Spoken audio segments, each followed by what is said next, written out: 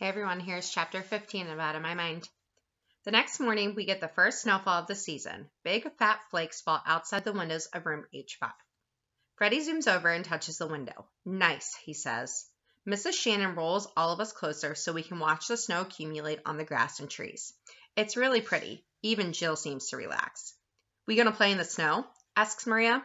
No, Maria, it's too cold to play outside. But guess what? It's getting closer to Christmas. Maria cheers. I've heard it's some sort of tradition around here to decorate this styrofoam snowman. Mrs. Shannon continues. She makes a face as she pulls Sydney's head out of his box.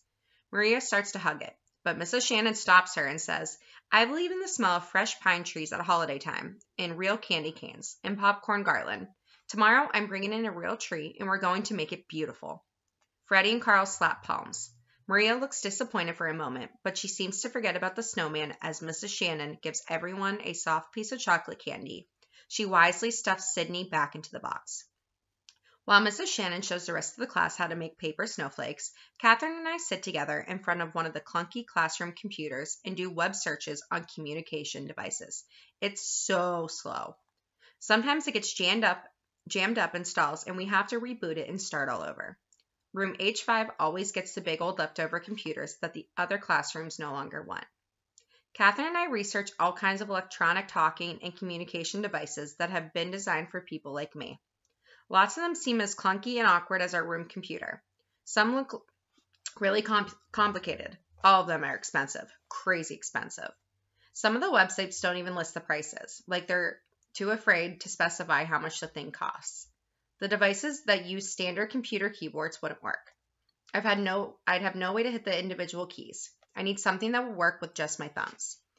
We find adapted computers, talking boards that speak the words, push-button systems, and even devices that work with blinks or heads or nods. Finally, we find something called a MediTalker that looks like a possibility. It has spaces big enough for my thumbs to get into and millions of words and phrases built into each. I watch an online video of a boy about my age using one, and even though he clearly has no voice of his own, this little box lets him talk and tell all the details of his recent birthday party. I get so excited that my legs start kicking and my arms start flailing, and I look like some kind of crazy human helicopter. Catherine prints out the information and tucks it into the book bag that is attached to the back of my chair. Good luck, Melody, she whispers as she leaves for the day. When I get off the bus after school, Mrs. V is waiting for me as usual. I almost twist out of my seat trying to point to my bag to let her know I have something important in it. Hold your horses, Mrs. V says. Since when are you excited to do homework? That's what's got you all in a tizzy today? I just grin and kick. After my snack of caramel candy first and tuna melt last, and after Penny, who has just gotten up from her nap, eats her applesauce, Mrs. V finally pulls the papers out of my bag. Well, this is exactly what you need, Mrs. V says, slapping the printouts onto the table after reading them. No wonder you're all fired up. Yes, yes, yes, I point.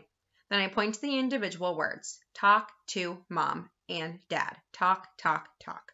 I'll do just that, just as soon as they get home from work, Melody, Mrs. V promises. I can hardly wait. While Penny watches Cookie Monster gobble carrots instead of cookies on Sesame Street, I dream of talking, talking, talking. While Mom picks up Mrs. V, true to her word, not only shows Mom the printouts, but even has her computer already set to the webpage where MediTalker is advertised and sold. Penny sits on Mom's lap and keeps pushing computer keys, messing up the display, which is getting on my nerves.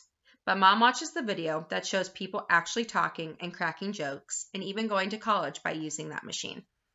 Mrs. V explains to Mom that this is exactly right for me, and Mom, instead of being practical and sensible and thrifty, like she usually is, seems to agree. Looks like insurance will cover about half the cost, she muses as she navigates to the website. Let me talk to Chuck. This is long overdue. Tonight? I ask from my board. Yep, tonight, Mom says, giving me a squeeze. But nothing happens right away in my world. Mom fills out the online application for the machine the next day and sends it in. I wait. Then we have to ask my doctor to fax in a prescription. I've heard of prescriptions for antibiotics, but for machines? That seems crazy. Who'd ever want this machine unless they needed it? I wait. Next, we have to get approval from our insurance company. More paperwork and phone calls. More questions and answers. I wait. A parental financial statement has to be turned in. You gotta be kidding. Why do they make it so complicated? I wait. The medical form was missing one signature and has to be resubmitted. I wait. One last approval form from a school official has to be turned in. I wait. I realize I've been waiting for this all my life. Finally, on the Wednesday before Christmas, the MediTalker arrives. I need no other gift. When I get home from school, Mrs. V tells me that she hurried to my house when she saw the UPS truck pulling up in our driveway. She signed for the package and brought it to her house for safekeeping. The huge brown box sits there taped and secure, and it is addressed to me. I wiggle and squeal and insist we open it right away. I can feel one of my tornadoes coming on. Spastic City, here I come. Calm down, Mellow Yellow, Mrs. V says, placing a hand on my shoulder, but I can't relax. Open, open, open, I tap. Well, your mom knew you'd be impatient, Mrs. V says, so when I called her to say it had arrived, she told me it was okay for us to open it. I feel like I'm going to have a heart attack watching Mrs. V carefully open the edges of the box. She lets me pull out the brown paper inside. Then under about a mile of bubble wrap, there it is, the MediTalker. Smaller than I expected. It's only the size of my wheelchair tray, but it's sleek and shiny and cool to the touch. It's like a butterfly ready to unfold its wings. Boy, oh boy, I can't wait to try it. Mrs. V plugs it into a wall outlet to charge the battery, then pulls out the huge booklet of directions. Woo, she says. This will take a year to read and understand. She flops down in a soft, easy chair with Penny on her lap and begins to read. And I begin to wait and wait and wait. Finally, when I just know I'm going to explode, I wheel over to the table where the MediTalker sits. I've seen the kids at school play video games they've seen before, and I've seen them program their phones and computers without touching a book of instructions. So I take my right thumb and push on the on button. The board whirs and glows, and then a welcome message appears on the screen. I push another button, and a voice that sounds like an Englishman with a really bad head cold blurts out, "Welcome to MediTalker." Mrs. V jumps up from the couch. I shriek with joy. "It looks like you're way ahead of me, Melody." Not that I'm surprised. She sets Penny down. Now let's see what this machine can do. I feel like Christopher Columbus bumming into America. It has been there all the time, but he was the first one from his world to find it. I wonder if his heart had beat as fast as mine. We quickly discovered that the MediTalker has more than a dozen levels, all easily reached with just one button. So on level 1, we program in the names of everyone I know. My name, all the members of my family, kids, and teachers at school, my doctors, the neighbors, my parents' friends, and of course, Mrs. V. On the second level, she insists we add the vocabulary words we've been collecting on our multicolored 3x5-inch flashcards. Type, save, type, save. Mrs. V's fingers fly as she keeps adding words for me. Lots of our vocabulary words are already in the machine's memory, but she gives me more. Nouns, verbs, adverbs, and adjectives. Thousands of them. As well as a cool sentence maker that is located on another level. We can prepare hundreds of phrases and sentences and get to them with just a touch. Have you heard their latest song? That's what's up. How did you do on the spelling test? Ordinary words, normal conversation. I've never had that. Awesome. Another level is for numbers and even computation. I'll be able to do math now. Maybe I won't tell the teachers about that one. And there's a level full of corny jokes and silly sayings, with room left for us to add more.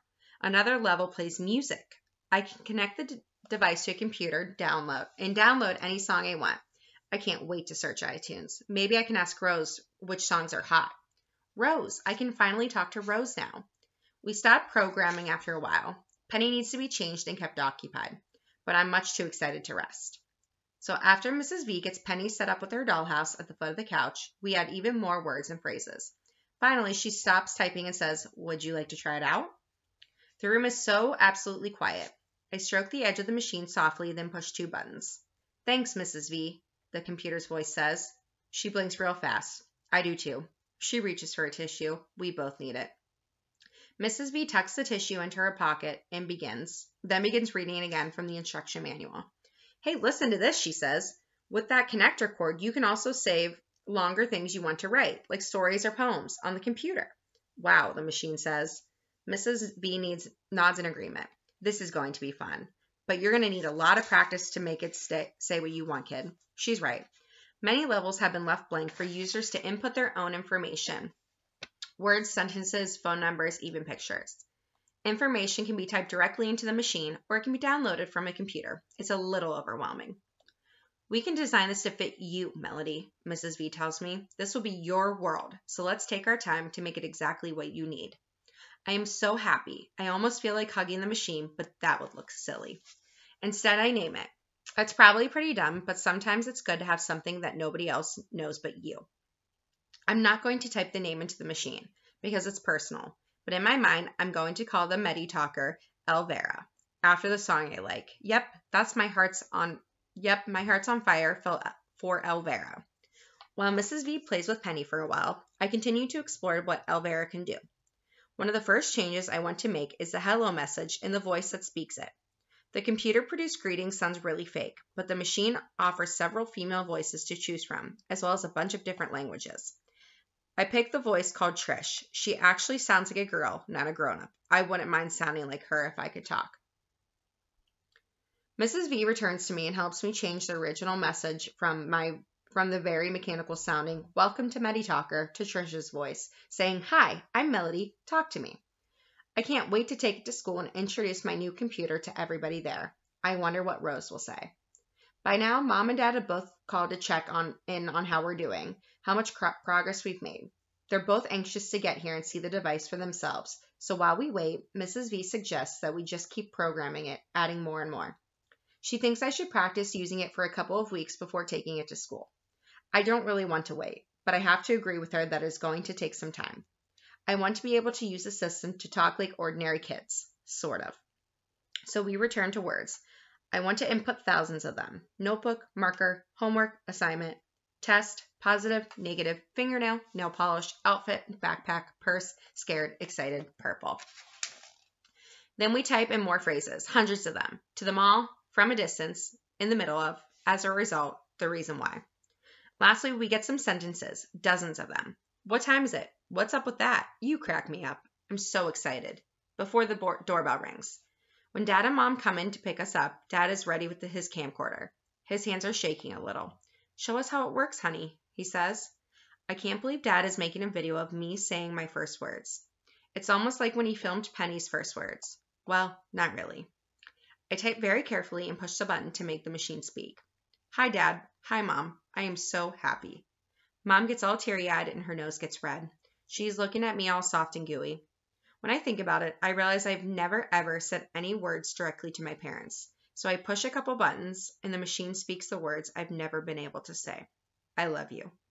Mom completely loses it. She bubbles up with tears and grabs Dad. I think he might be sniffling back a couple tears himself, but he has recorded it all.